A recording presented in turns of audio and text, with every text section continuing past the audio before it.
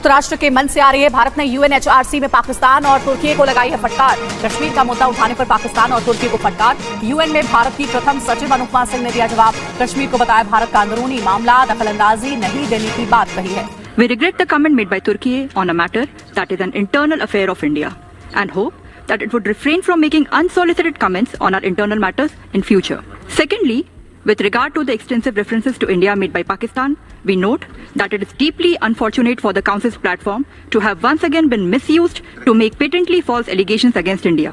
वो ऐसे क्या कदम उठा सकता है, वो ऐसे क्या स्टेप्स ले सकता है जिसकी वजह से पाकिस्तान को तशवीश लाहक है कि वो कहीं कोई ऐसा कदम ना उठाए कि जिस पे पाकिस्तान के इंटरेस्ट जो हैं वो खतरे में पड़ जाएं।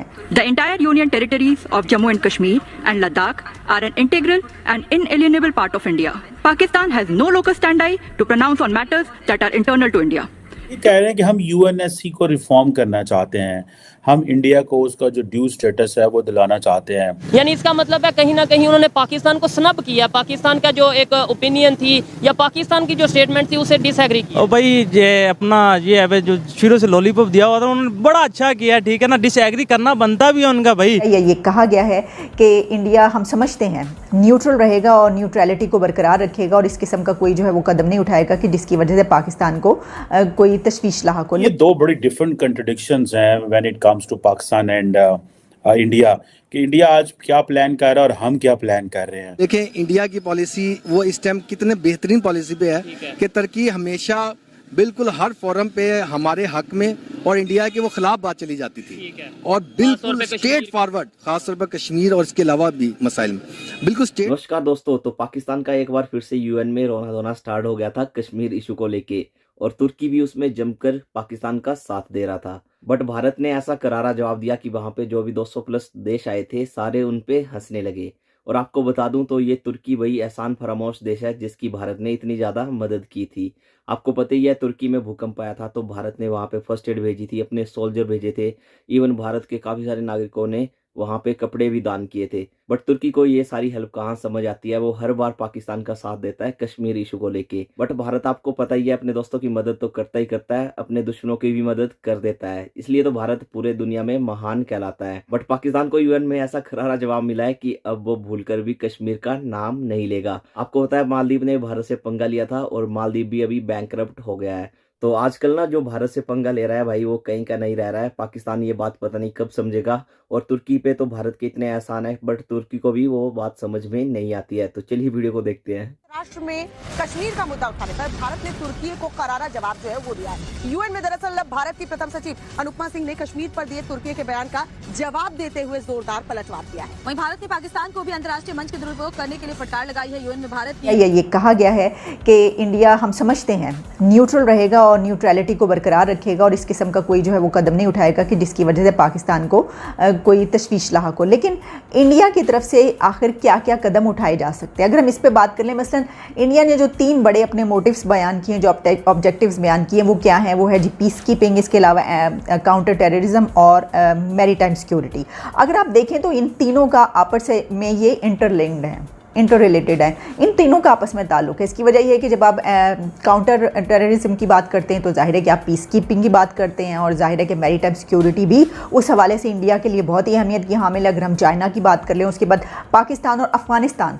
लेकिन पाकिस्तान को जो कह सकते हैं आपकी तशवीश लाहक है मसलन, तो इट मीन्स कि इंडिया अपने फॉरेन पॉलिसी जो एम्बिशंस हैं उसको बड़ा खुल के एक्सप्लेन कर रहा था कि हम स्ट्रेटेजिक ऑटोनॉमी पे यकीन रखते हैं। We do not believe, we are not a vassal state, हम आपकी वेसल स्टेट नहीं है, हम उस तरह बिहेव करेंगे जिस तरह हमें समझ लगती है। ठीक है जी। अब फॉर एग्जांपल जो इंडिया की जो नेशनल पावर है, इंडिया की जो इकोनॉमिक, मिलिट्री एंड टेक्नोलॉजी जो है वो बताती है कि वेयर डज इंडिया स्टैंड। और इंडिया नॉर्मली जो है when it comes to diplomacy, India को अंडर काउंट किया जाता है, ओवरलुक किया जाता है टेक्निकली। जिसे अभी फॉर एग्जांपल आज हम बात कर रहा था मैं कल कि इंडिया के यूएई के प्रेसिडेंट के जो डिप्लोमेटिक एडवाइज़र हैं वो कह रहे थे कि India is a major power, India एक ग्लोबल मेजर पावर है। ठीक है जनाब। सो ये चीज़ें बताती हैं कि अभी फॉर एग्जांपल जब रेजिना डायलॉग हुआ तो उसमें आपने एक चीज़ नोट की कि हर मुल्क का नुमाइंदा आके इंडिया के हवाले से कह रहा था कि इंडिया रूल्स बेस्ड ऑर्डर में बहुत अच्छा है, इंडिया अफ्रीकन कह रहे हैं, ग्लोबल साउथ की बात कर रहे थे, बाकी जो अरब ममालिक हैं वो समझते हैं कि ये एक मेन स्ट्रीम कंट्री है। सो बहुत सारे हर मुल्क अपनी, सो ये जो इंडिया अपने जो ग्लोबल एम्बिशंस हैं वो भी बताता है, अपनी स्ट्रेटेजिक एम्बिशंस भी इस्टेब्लिश करता है, और एक सिचुएशन समझ आ जाती है। सो जो इसकी जो नेशनल पावर है उसको भी प्रेजेंट करने की कोशिश करता है। सो नॉर्मली इंडिया की जो नेशनल पावर है उसको ओवरलुक किया जा रहा है, लेकिन अब ये स्लोली बाकी मुल्कों के साथ मिलके, जिसे वो कहते हैं ना कि वो जो कहा जाता है ना कि शू लेदर डिप्लोमेसी ख़त्म होने वाली है, and now this is an era of cutting edge diplomacy. अब आपको जो ग्लोबल डिप्लोमेसी इंडेक्स हैं उसके अंदर आप देखें कि ये कैसे चीज़ें आइंदा आने वाले दिनों में चल रही हैं, और कैसे इंडियंस एंड अमेरिकन मिल के काम कर रहे हैं, और वो देख रहे हैं कि हमें कैसे आगे जाना है। और इंडिया ने अपनी जो प्रेजेंस है वो अफ्रीका, एशिया, यूरोप और इन मुल्कों में ज़्यादा बढ़ाई है, ईस्टर्न अफ्रीका में, इंडियन ओशन रीजन के अंदर, क्योंकि आपको पता है इंडियन ओशन रीजन के अंदर India is continuously saying that we are a net security provider. So how India is a net security provider? For example, when we talk that countries tell that what are foreign policy strategic ambitions क्या है, तो then they go into the Red Sea, they help save other countries vessels, and then they project that this is our naval power and we are a net security provider. So ये इस तरह की चीज़ें जो हैं they are very very significant हैं कि कैसे चीज़ें होने वाली हैं।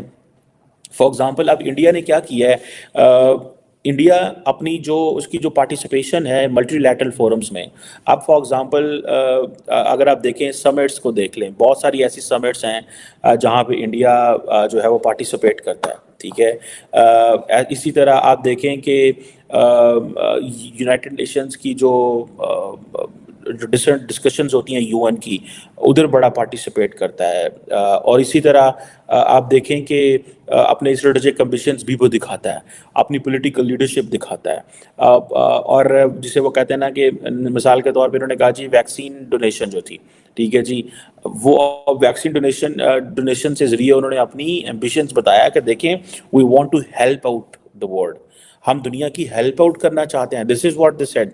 देन हम दुनिया के साथ डायलॉग करना चाहते हैं, चाइना के साथ डायलॉग करना चाहते हैं। सो इंडिया बड़ा कंसेक्टिवली, जैसे ना continuously, not consecutively but continuously it's been showing its image कि हम क्या करने वाले जा रहे हैं।